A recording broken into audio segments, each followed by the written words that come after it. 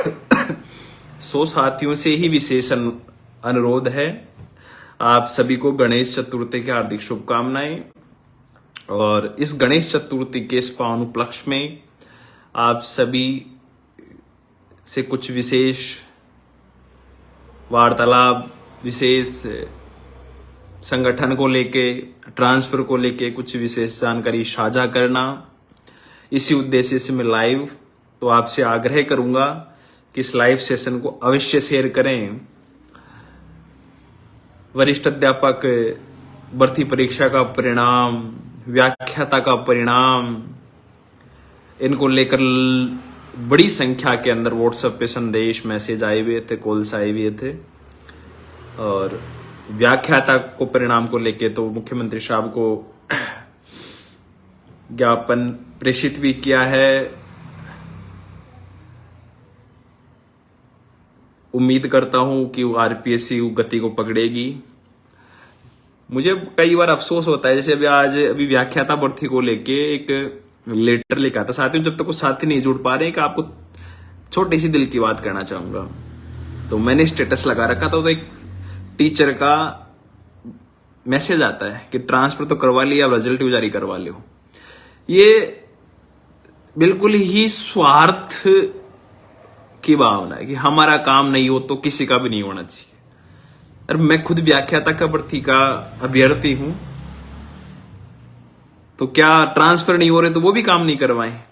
उनकी तो वाजिब मांग है। आपका तो ट्रांसफर की बात है। जो वरिष्ठ अध्यापक हैं, प्राध्यापक हैं, आचार संहिता लगने वाली है।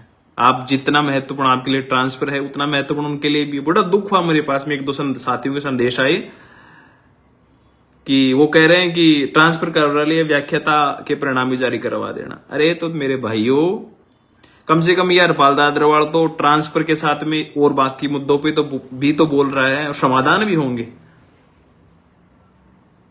व्याख्याता भर्ती के उत्तर कुंजी जारी करवाने से लेकर संघर्ष कर रहा है हरपाल दादरवाल।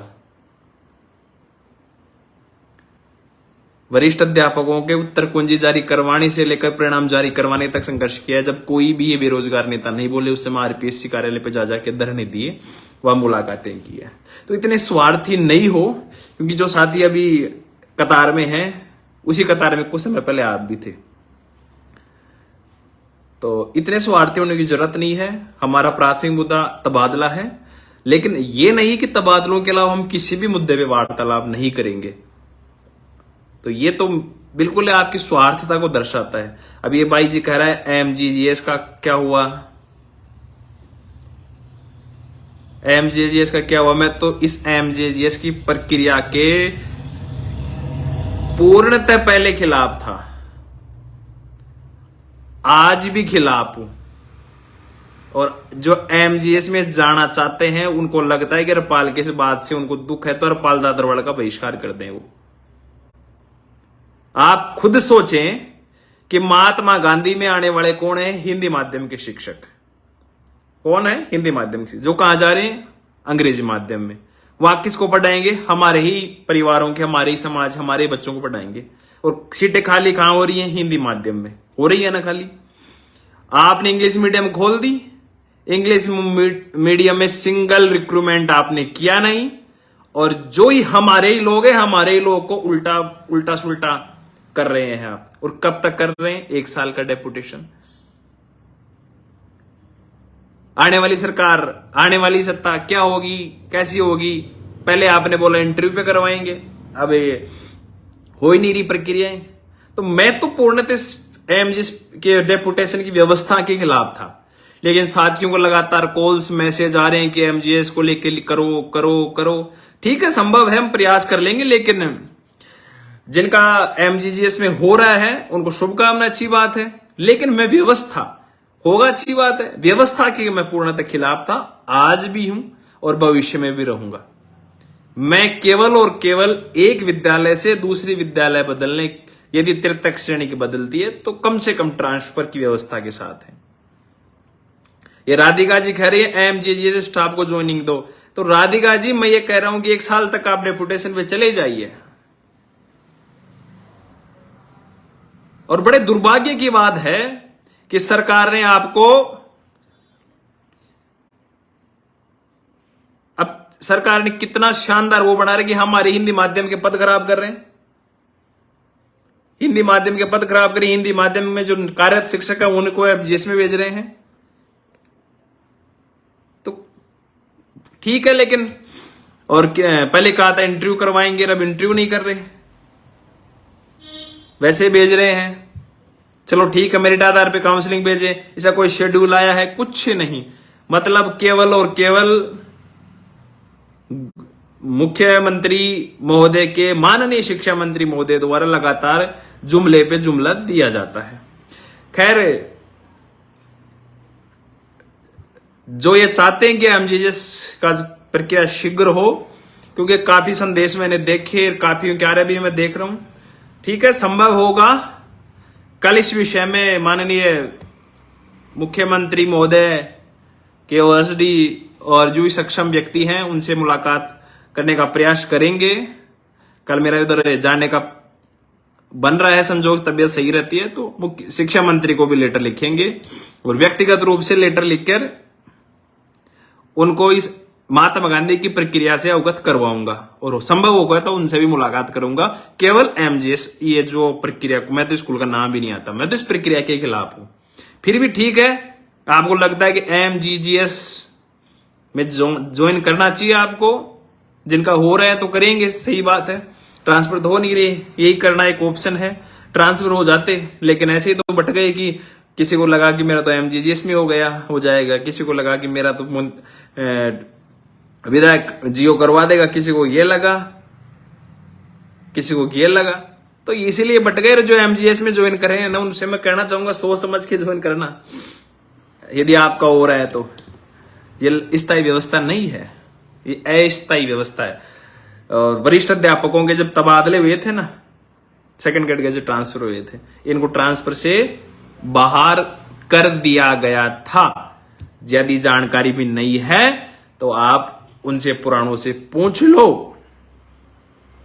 कि ऐसी व्यवस्थाएं, जब उनका ये में था, सेकंड ग्रेड वाले थे ना, ये अंग्रेजी माध्यम में किस में थे, कि मेरे को अंग्रेजी आती नहीं है और मैं इस व्यवस्था के खिलाफ हूं। यदि अंग्रेजी माध्यम विद्यालय सरकार को संचालित करने हैं, मैं क्या कह रहा हूं, अंग्रेजी माध्यम के विद्यालय सरकार को संचालित करना है तो हम शिक्षक हैं और हमारी नैतिक जिम्मेदारी बनती है, हमारा कर्तव्य बनता है कि हमारे आने वाले भविष्य को सुधारने के लिए, उस भविष्य को दशा और दिशा देने के लिए हमें सरकार से मांग करनी चाहिए कि जो अंग्रेजी माध्यम के विद्यालय हैं उनके लिए अलग कैडर हो, उनके लिए अलग न्यू रिक्रूटमेंट रहे, जिससे आने वाले हमारे ही बच्चे, हमारे युवा साथी, हमारे भाई बहन, हमारे परिवार के सदस्यों को नौकरी भी मिले और गुणवत्तापूर्ण शिक्षा भी मिले।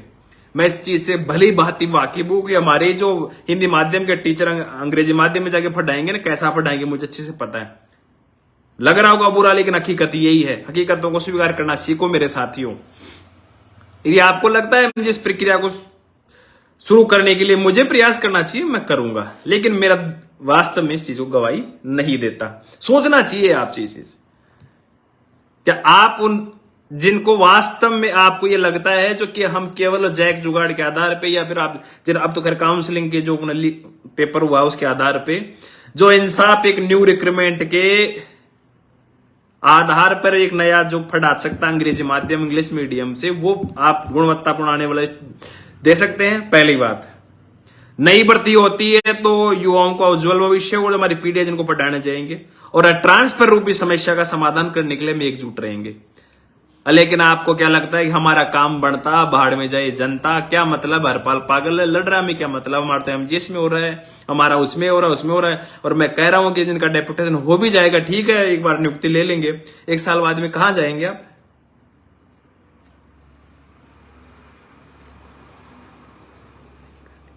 कहां जाएंगे एक साल बाद में? सरकारें आएंगी, सरकारें बदलेंगी और आपको वापस भेज दिया जाएगा। और कहीं ऐसा ना हो जाए, ऐसा नहीं हो जाए कि आप उधर एमजीएस में रहें और एमजीएस और ट्रांसफर की प्रक्रिया में भाग ना लेने दें आने सरकार, और ट्रांसफर होने के बाद में आपको वापस भेज दें। खैर, मैं तो इस प्रक्रिया के खिलाफ था, हूं और रहूंगा, लेकिन आपको लगता है कि आपको तात्कालिक रूप से समाधान एमजीएस के माध्यम से मिल सकता है। और ये जी मैं इसमें छोटा सा यदि मेरे प्रयास करने से कुछ हो सकता है तो मैं प्रयास करूंगा मेरे साथियों। वरिष्ठ अध्यापक और प्राध्यापक की भर्ती, क्योंकि काफी टीचर्स हैं, उन्होंने दे रखे हैं, लगातार उनके काफी कॉल्स आई, उनके परिणाम को लेकर आज भी बात हुई है, कल और बात करेंगे। और उम्मीद करते हैं क्रमबद्ध रूप से फर्स्ट ग्रेड सेकंड ग्रेड को नियुक्ति मिलेंगी। और ये और भी कई विषय हैं, तो कई तो एक तो दूसरी चीजें इसको साथ जुड़े, ये थोड़ा सा स्वार्थीपना भी छोड़ दो। ये जो व्याख्याता वरिष्ठ अध्यापक हैं वो अपने छोटे भाई बहन हैं, अपने ही परिवारों से, अपने ही समाज से हैं, अपने ही समाज में आ रहे हैं, तो उनके लिए भी कभी वाजिब मांग उठाने का अवसर मिले तो उठाया करो। और ये रमेश मान कह रहा है पागल बना रहा है फालतू आदमी, ये तो वास्तव में फालतू आदमी पागल ही बना रहा है, और क्या है। बीडी कल्ला जी, अब एमजीएस वालों का आपको एक हकीकत बताता हूं, कहना नहीं चाहिए। कल मेरी शाम को किसी सक्षम अधिकारी से वार्तालाप हुई, उससे मेरी बात, मैंने कहा कि ये एमजीएस का क्या मामला है, तो उसने कहा, अब निदेशालय के सक्षम अधिकारी ने कहा कि हमने 2 बार इसके ऑर्डर बना के, इसकी पूरी व्यवस्थित फाइल बना के शिक्षा मंत्री तक भिजवा दी, लेकिन शिक्षा मंत्री जिस पे वो काम ही नहीं करना चाह रहे। यह हकीकत है। एमजीएस का ये जो आपका ये जो शॉर्ट टाइम अल्पकालीन आपके घर के पास आने की जो सुविधाएं सरकार देना चाह रही है, इस सुविधा को शिक्षा मंत्री जी ने रोक रखा है। निदेशालय के सक्षम अधिकारी ने इस बात को बड़ी जिम्मेदारी से कहा है कि हमने 2 बार इस फाइल को पुटअप करके आगे की कार्रवाई के लिए मंत्री महोदय तक भिजवा दिया। मंत्री महोदय वापस इसको रिवर्ट कर रहे हैं या फिर जवाब नहीं दे रहे, तो क्या करें। अब शिक्षा मंत्री महोदय कोई पता वो करना क्या चाह रहे हैं, या तो उन्होंने ये ठान लिया हम तो डूबे सनम, आपको भी ले डूबेंगे, कि हम तो जा ही रहे हैं, सरकार को भी ले जाएंगे। तो शायद हो सकता है ये भी ठान लिया हो, तो फिर भी ठीक है। एमजीजीएस नाम भी लंबा है, इसको लेके भी प्रयास करेंगे। और पॉलिसी तो इन्होंने बनाई दी, और साथ ही संभव है यदि ये मध्य प्रदेश का मामला चल रहा है तो फिर कहां जाएंगे। और आपको एक और बात बता दूं, जो भी साथी सुन रहे हैं उनको एक और बात बता दूं कि ये मध्य प्रदेश आज नहीं तो कल बनेगा। हो सकता है इस साल नहीं बने, 2 साल बने, 3 साल बाद बने, 5 साल बाद बने।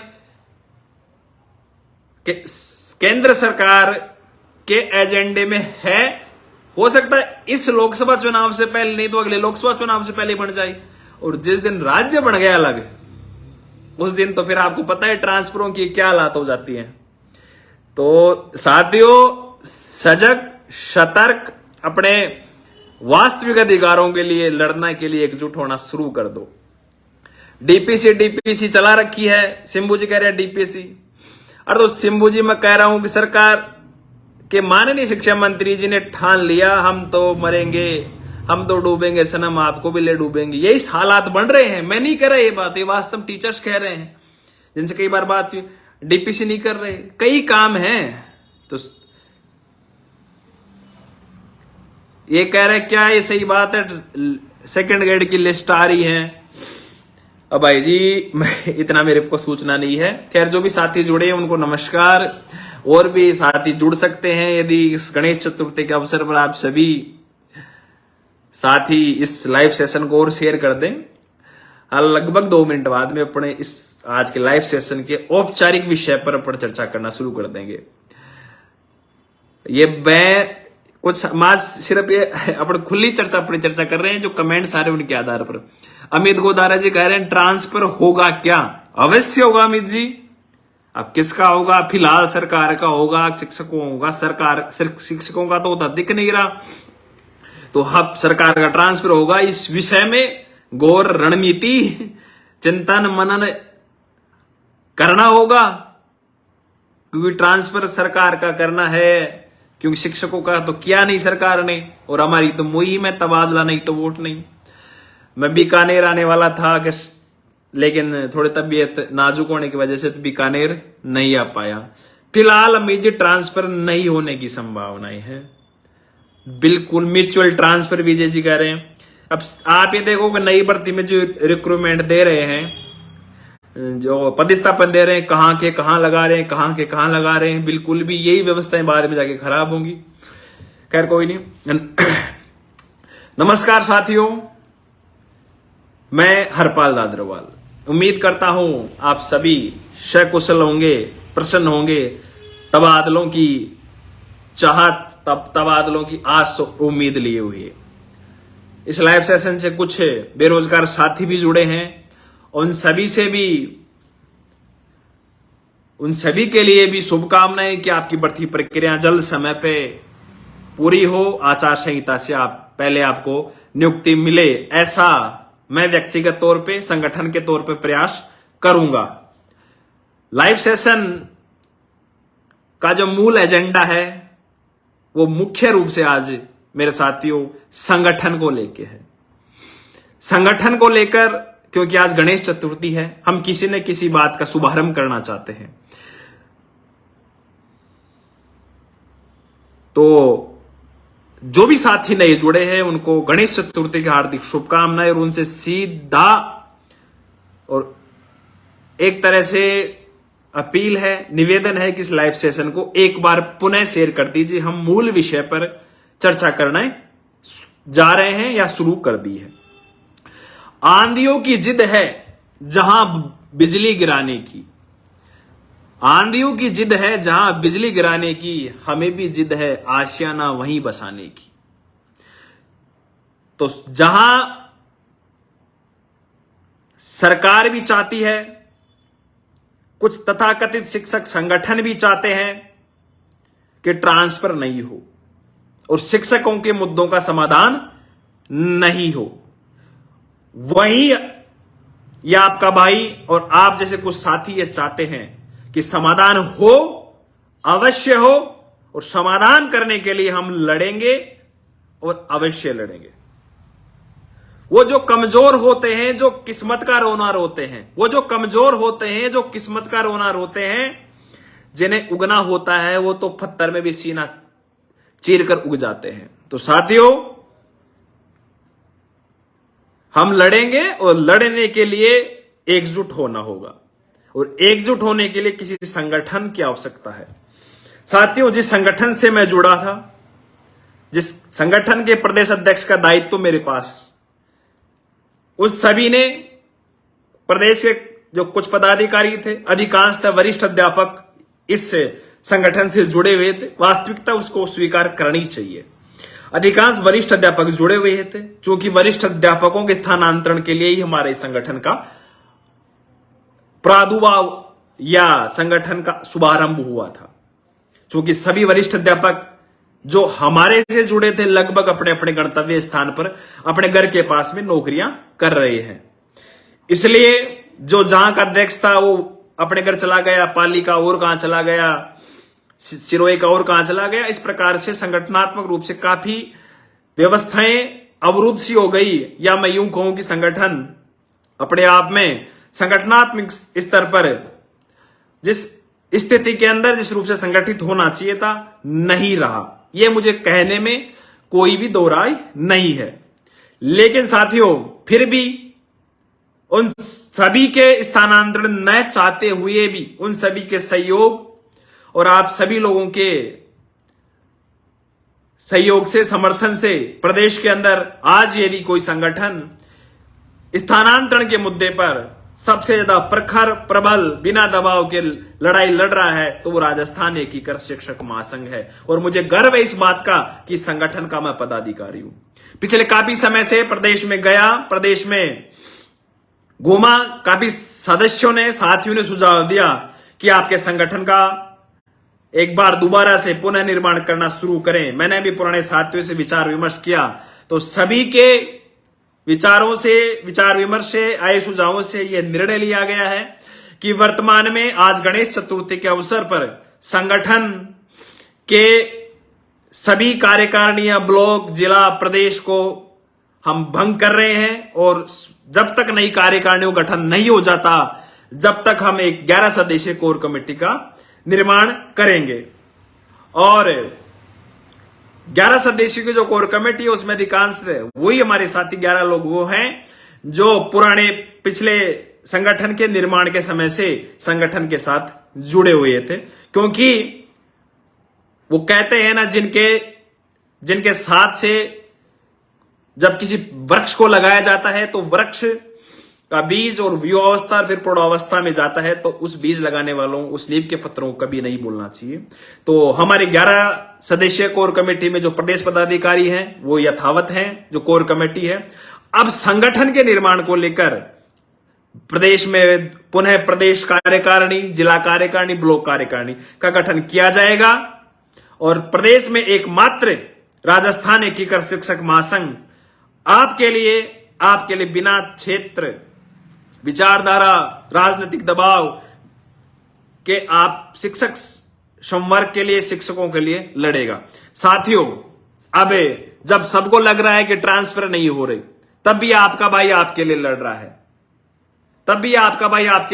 है, अब कई प्रकार की दुकानें फिर आपके बीच में आएंगी और कई दुकानें आ रही हैं। कोई आपको कैडर का हवाला देंगी, कोई आपको विचारधारा का हवाला देंगी, कई दुकानें आपको बहुत लंबा पुराना होने का हवाला देंगी। साथियों, अब आपको इनके झांसों में नहीं आना। आपने देखा होगा कि आपके लिए किसने लड़ाई लड़ी, आपके लिए कौन लड़ रहा है। और आज इस गणेश चतुर्थी के अवसर पर यह आपका भाई आपके सामने ये जो धार्मिक ग्रंथ है गीता, इस गीता पर हाथ धरकर शपथ लेता है, इस गीता पे हाथ धर के शपथ लेता है कि जब तक स्थानांतरण नहीं हो जाते, राजस्थान एकीकृत शिक्षक महासंघ का पहला, प्राथमिक और जलवंत मुद्दा तृतीय श्रेणी शिक्षकों के स्थानांतरण होंगे। स्थानांतरण के अलावा इस गीता को साक्षी मानकर मैं कहता हूं कि किसी भी प्रकार के शिक्षकों के मुद्दों को राजस्थान एकीकृत शिक्षक महासंघ तृतीय श्रेणी के स्थानांतरण की जगह ना तो उठाएगा, ना कभी उठाने का प्रयास कोई भी करेगा। हमारा एक ही मुद्दा है, स्थानांतरण, स्थानांतरण, स्थानांतरण। इसलिए आज इस गणेश चतुर्थी के अवसर पर इस धार्मिक ग्रंथ गीता को पवित्र मानकर मैं पुनः सौगंध लेता हूं कि आप राजस्थान एकीकृत शिक्षक महासंघ से जुड़े, जिनको स्थानांतरण चाहिए और जिनको स्थानांतरण ही चाहिए, वो केवल राजस्थान एकीकृत शिक्षक महासंघ से जुड़े। हम स्थानांतरण करवाने के बाद में मिलकर और कई प्रकार के मुद्दों का समाधान करवा लेंगे। इसलिए आप सभी से आग्रह है, यदि आपको स्थानांतरण चाहिए तो स्थानांतरण के मुद्दे पर राजस्थान के एकीकृत शिक्षक महासंघ, जो पुणे राजस्थान के प्रदेश, ब्लॉक और कार्यकारिणी का गठन किया जा रहा है, आप जुड़िए। मुझे नहीं चाहिए लेक्चरर, मुझे नहीं चाहिए वरिष्ठ अध्यापक, मुझे सबसे पहले यदि कोई चाहिए तो मेरा तृतीय श्रेणी शिक्षक जो सालों से, दशकों से अपने घर परिवार की आस और उम्मीद लगाए बैठा है, मैं उसके लिए लड़ूंगा। बाकी डीपीसी, फलाने डीकले, कई मुद्दों के लिए वो संगठन लड़ते रहेंगे। समय समय पर हम भी उनके बात आवाज उठाएंगे। रेसला, रेस्टार, कहां है आज वो संगठन? आज कहीं नहीं है। आज 2018 की व्याख्याताओं का स्थायीकरण के ऑर्डर नहीं हो रहे। आज सेकंड ग्रेड के वरिष्ठता विलोपन का समाधान नहीं हुआ। आज भी कई प्रकार के मुद्दे हैं। समय समय पर उन मुद्दों को भी हम उठाएंगे। लेकिन साथियों, जैसा कि मैंने आपसे कहा, इस भाई का, इस संगठन का प्राथमिक और एकमात्र उद्देश्य स्थानांतरण होने तक केवल स्थानांतरण रहेगा, केवल स्थानांतरण रहेगा। और राजस्थान के जो अभी मरु प्रदेश निर्माण की जो बात चल रही है, यदि साथियों हो सकता है इस लोकसभा चुनाव से पहले नहीं हो, आगामी चुनावों से पहले हो जाए, तो आने वाला समय है, सरकार के गठन और सरकार गठन से लेकर लोकसभा चुनाव के बीच का समय है, केवल यही समय हमारे पास में स्थानांतरण करवाने के। और जो साथी कहते हैं कि नई भर्ती हो जाएंगी, हम स्थानांतरण कैसे करवाएंगे, उन सबको मैं बताना चाहूंगा कि स्थानांतरण होंगे, करवा के रहेंगे। जो ये चापलूस किस्म के लोग हैं जो इन्होंने दलालों की दुकानें खोल रखी हैं। तथाकथित शिक्षक संगठन जो ट्रांसफर की आवाज इसीलिए नहीं उठाते क्योंकि इनके पदाधिकारी इनके ब्लॉकों में, सिटियों में, जिलों में इनमें सेट हैं।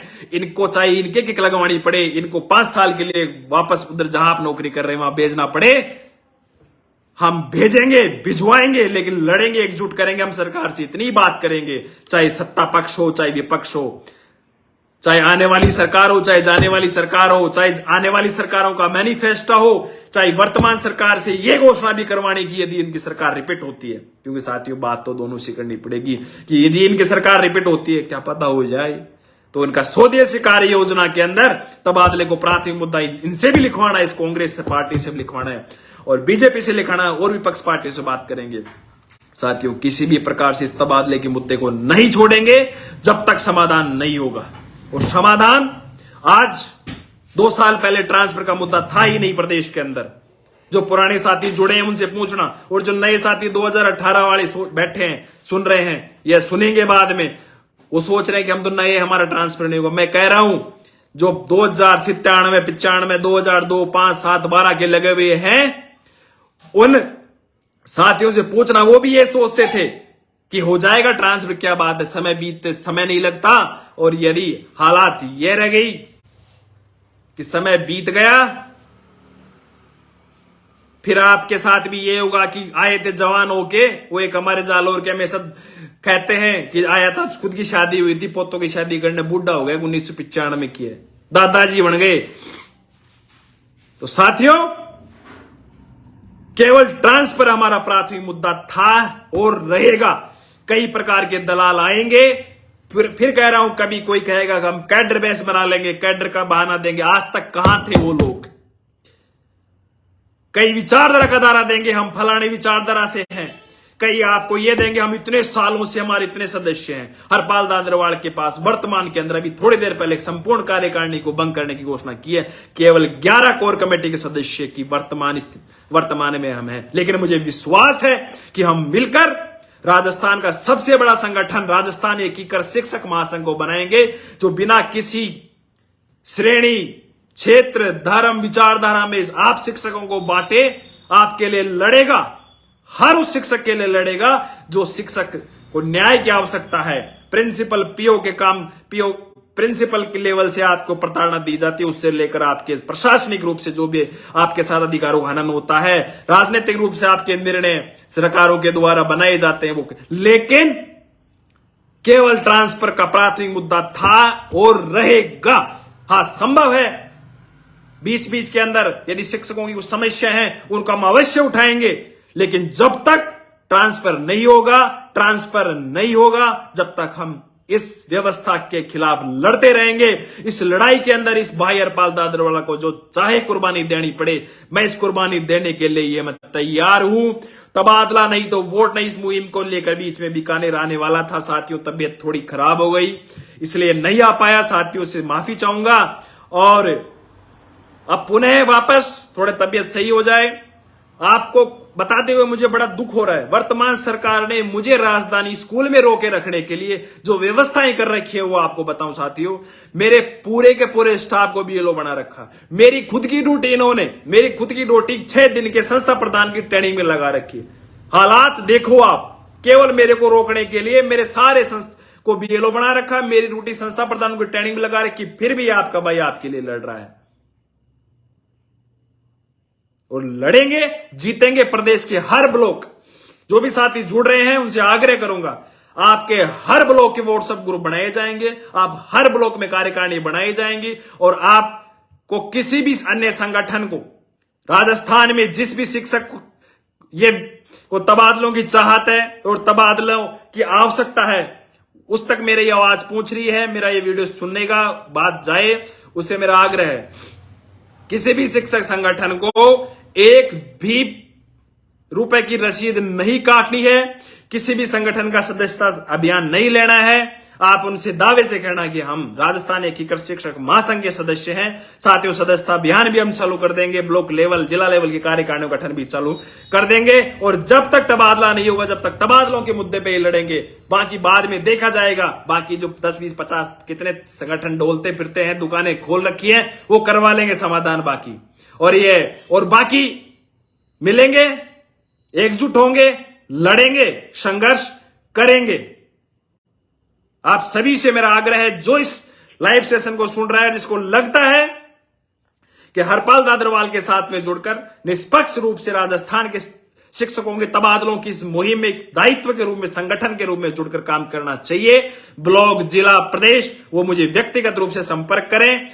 मिलकर वार्तालाप करके धीरे धीरे कार्यकारिणी की घोषणा करना शुरू कर देंगे। आज इसी क्रम में, चूंकि गणेश चतुर्थी है, गणेश चतुर्थी के शुभ अवसर पर आज इसी पुनीत कार्य का शुभारंभ भी आज ही कर रहे हैं। आज भाई पाली से, अभी पाली के जो रोहट ब्लॉक है वहां कार्यरत हैं भवानी सिंह चारण, उनको पाली का जिलाध्यक्ष के पद पर नियुक्त करने की मैं घोषणा करता हूं। आगे समस्त कार्यकारिणियां और बढ़ती रहेंगी। चूंकि आज ये गणेश चतुर्थी है, गणेश चतुर्थी के दिन शुभारंभ करना आवश्यक था, तो भाई चारण जी को शुभकामनाएं। उनका नियुक्ति पत्र जल्दी जारी कर दिया जाएगा। पाली जिले के नवनियुक्त जिलाध्यक्ष चारण जी को मेरी ओर से ढेरों शुभकामनाएं। बाकी अन्य जिलों में ब्लॉक स्तर पर संगठन को इस प्रकार मजबूत करना है कि एक आह्वान पर ट्रांसफर के मुद्दे को लेकर प्रदेश की राजधानी की सड़कें आने वाले समय में जाम करनी है। और जिस दिन प्रदेश का तबादलों की चाहत रखने वाला शिक्षक जाग गया, और अब ये जाग रहा है, संगठन की कमी है, संगठन को मजबूत करेंगे। मैं जाता हूं। लोग कहते हैं कि हरपाल जी संगठन को मजबूत करे, संगठन ब्लॉक लेवल पे आए। अब वास्तव में संगठन बना के दिखाएंगे। और संगठन होता क्या है? इन दलालों को, इन चाटुकारों को आज लड़ कौन रहा है आपके लिए? आज लड़ कौन रहा है आपके लिए? ये कहां बैठ गए जाके सत्ता की गोदी के अंदर? जो कैडर बेस की बात करते थे, कहां चले गए? आज प्राध्यापक दर दर की ठोकरे भावी प्राध्यापक खा रहे हैं, आंदोलनरत हैं लगातार परिणाम के लिए। और उनके परिणाम के लिए कौन गया? ये हरपाल दादरवाल लगातार प्रयास कर रहा है। वरिष्ठ अध्यापक, जो भावी वरिष्ठ अध्यापक है, उनके लिए कौन लड़ रहा है? हरपाल दादरवाल। कहां है ये रेसला और रेस्टा?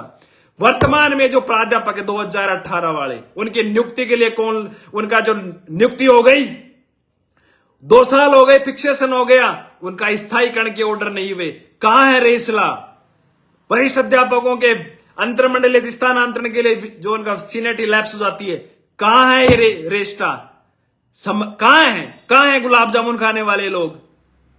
सारे के सारे जाकर सत्ता की गोदियों में अपने व्यक्तिगत ट्रांसफर रुकवाने के लिए, या अपने जी ऑर्डर करवाने के लिए, या छोटी छोटी बातें डीएल लेने के लिए, किसी के सर्विस में क्या इंदराज कराने के लिए, इसके लिए बिक गए ये लोग। आज कहां है लोग? कोई नहीं दिखाई देगा आपको मेरे साथियों, क्योंकि इन लोगों ने ये दर्द को सहा ही नहीं। और जो कहते हैं हरपाल दादरवाल व्याख्याता बन गया, पहले तो हरपाल दादरवाल सेकंड ग्रेड था, तभी आवाज उठा रहा था, चूंकि मूल उस पद से था सेकंड ग्रेड, तब मैंने सेकंड ग्रेड की आवाज उठाई। अरे हरपाल दादरवाल का जो प्रादुर्भाव है वो मेरे अध्यापक वर्ग से है। चाहे हरपाल फर्स्ट ग्रेड बन जाए, हो सके तो असिस्टेंट प्रोफेसर बन जाए, हो सके तो क्या पता नौकरी भी न रहे, लेकिन मेरा जुड़ाव राजस्थान के शिक्षा विभाग की नींव की जो पत्थर है, अध्यापक है, तृतीय श्रेणी का शिक्षक है, उससे था, है और रहेगा। क्योंकि मेरा इस शिक्षा विभाग में प्रादुर्भाव किसी वर्ग से हुआ है तो अध्यापक से हुआ है। मैं कैसे भूल जाऊं उस वर्ग को, जिस वर्ग ने मुझे सबसे पहले जगह दी। मैं कैसे भूल जाऊं उन साथियों को जिन्होंने इस बहुत कम समय के अंदर प्रदेश के अंदर ब्लॉक, ढाणी, गांव, तहसील, मतलब एक परिवारों तक फोन, एक प्यार, मान, सम्मान दिया। मैं उन बहनों को कैसे भूल जाऊं, उन बहनों का साथ कैसे छोड़ दूं जो फोन करके सिर्फ इतना ही कहते हैं, भाई आप पे ही विश्वास है। मैं कैसे भूल जाऊं मेरे युवा साथियों को, उन बुजुर्ग जो मेरे पिताजी की उम्र के जो लोग हैं, जो ये कहते हैं कि हमने हमारी जिंदगी जवानी निकाल दी, अब बुढ़ापा हम तो बेटा ले चाल मन गाँव को मायने। तो साथियों नहीं भूलेंगे, लड़ेंगे, लेकिन अब लड़ाई के साथ साथ संगठन को मजबूत करेंगे और इनको बताएंगे प्रदेश के अंदर जो 50-60 संगठन बना के रखे हैं, जो जिन्होंने रसीद काटने के नाम पर अपनी दुकानें केवल थर्ड ग्रेड के लिए खोल रखी हैं। मुझे आज बड़ा अफसोस हुआ, हमारे एक सरदार जी हैं, टोक में पोस्टेड हैं, उन्होंने मुझे बताया कि उन्होंने व्यक्तिगत रूप से 8 से 10 संगठनों की रसीद कटवाई। तो अब साथियों आपको किसी भी शिक्षा संगठन की रसीद नहीं कटवानी है, सदस्यता अभियान हम हमारा चालू करेंगे। रसीद भी हमारे कटाएंगे तो खुद के आपके संगठन की कटवाना और कहना कि हाँ मैंने मेरे संगठन जिससे मैं जुड़ा हूं, जो हमारे आवाज उठा रहा है, मैंने उस संगठन की मैंने रसीद कटवा ली है, सदस्यता अभियान मैंने सदस्यता का सदस्य हूं। इसके अलावा किसी भी यदि कोई जबरदस्ती करे, आपको कोई डराए धमकाए, साथियों 200 साथी जुड़े हैं। मैं आपको आज एक और बात बताना चाहता हूं। जब पहली बार मारवाड़ में गया था तो मारवाड़ के कुछ साथियों ने कहा, हरपाल जी आपकी हिम्मत कैसे हो गई मारवाड़ के अंदर आकर मीटिंग करने की, या तो फलाना संगठन बड़ा दमदार है, सांचौर जालोर में गया तो सिरोही में गया तो बताया कि हमारा यहां संगठन दमदार है। अरे हरपाल दादरवाड़ तो 3 बार प्रदेश घूम के आया, किसी शिक्षा संगठन में दम है? तो अब चौथी बार जब आऊंगा, जब रोक लेना, पहले रोक के दिखाया तो बता देना। तो डरने की जरूरत नहीं है मेरे साथियों, मैं जानता हूं उनकी औकात कितनी है, इनमें कितना दम है। क्योंकि जो लोग अपने जमीर को बेच देते हैं, जिन्होंने आपके वाजिब मांगों का, आपके तबादला इस मांग का समझौता किया है, सौदा किया है, उनसे डरने की कोई आवश्यकता नहीं है। डरा तो उससे जाए जो स्वाभिमान के साथ में खड़ा रहे। इनका स्वाभिमान ही नहीं है, इनसे डरने की क्या जरूरत है। इन्होंने अपना जमीर बेच दिया और बेचे हुए जमीर के इन लोगों से डरने की कोई आवश्यकता नहीं है। यदि आपको कोई परेशान करे तो आपके इस भाई का नंबर आपके पास है, आधी रात में इस भाई को याद करना कि फलाने संगठन वाला में यह परेशान कर रहा है। यदि आपको परेशान करे, आपको धमकाए, डराए, आप उसकी रिकॉर्डिंग कर लेना, उसको फिर मैं सिखा दूंगा, संगठन चलाना भी सिखा दूंगा। आप सभी से आग्रह है, डरने की कोई जरूरत नहीं है। यदि कोई भी शिक्षक संगठन रसीद काटने के लिए आपको बाध्य करे, सदस्य बनने के लिए आपको बाध्य होने की जरूरत नहीं है। तो साथियों एकजुट होंगे, लड़ेंगे, स्थानांतरण करवा के रहेंगे। अभी तबादला नहीं तो वोट नहीं की मुहिम समाप्त नहीं हुई है। इसके अगले चरण के रूप में ये भाई कह रहा है सिरोही की तो पूछो ही मत। कुछ नहीं सुमन बहन, सिरोही के हर उस ब्लॉक के अंदर जहां बाहर के लोग रह रहे हैं, वहां तक आपका भाई आएगा, आपको जोड़ेगा, हम एकजुट होंगे। लेकिन अब इनको, इन दलालों को, इनको कभी भी बात नहीं करने देंगे। आप चिंता ना करें बहन, चाहे सिरोही हो, बाड़मेर हो, पाली हो, जहां भी है, आप बाहर के शिक्षक हैं। आपके साथ जो स्थानीय लोग भी जो एक तरह से दोहरा व्यवहार करते हैं, सौतेला व्यवहार करते हैं, वो उससे भी इस पीड़ा से भी मुझे मालूम है।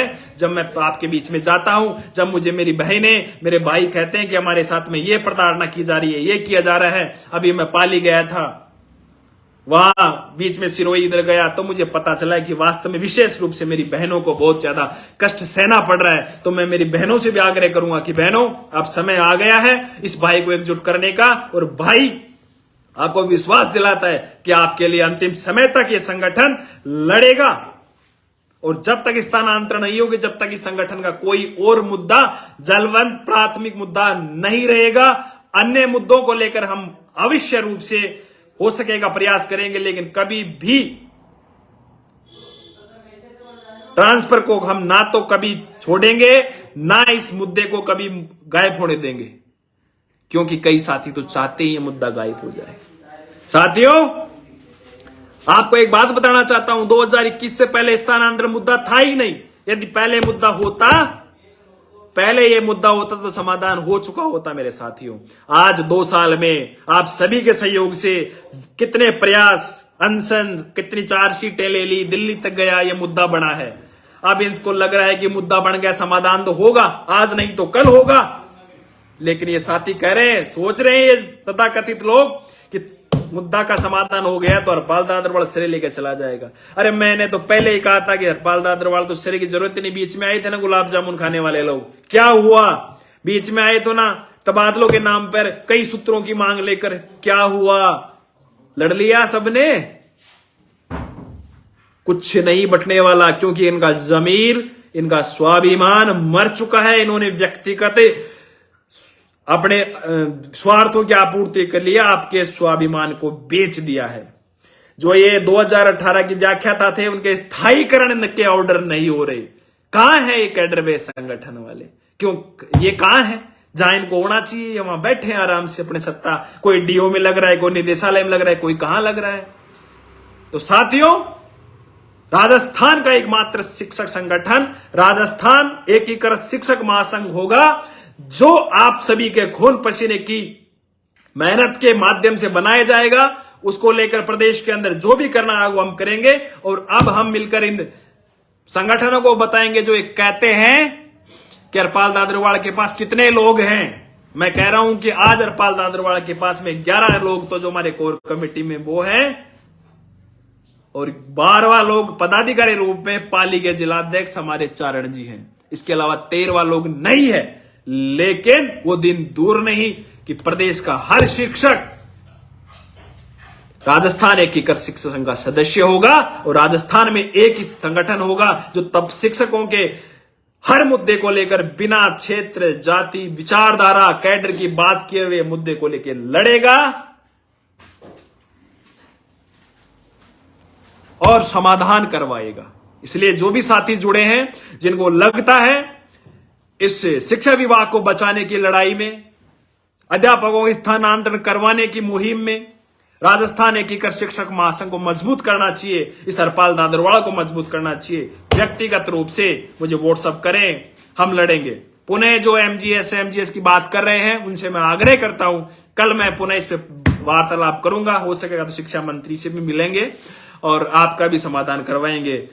अल्प समय तक आपको घर जाने का, यदि आप में योग्यता, आपने टेस्ट पास किया है तो आपको अवसर जरूर दिलवाएंगे। 15 सूत्री मांगो वाला पैदल मार्च कहां हुआ, बाबूलाल जी कह रहे हैं।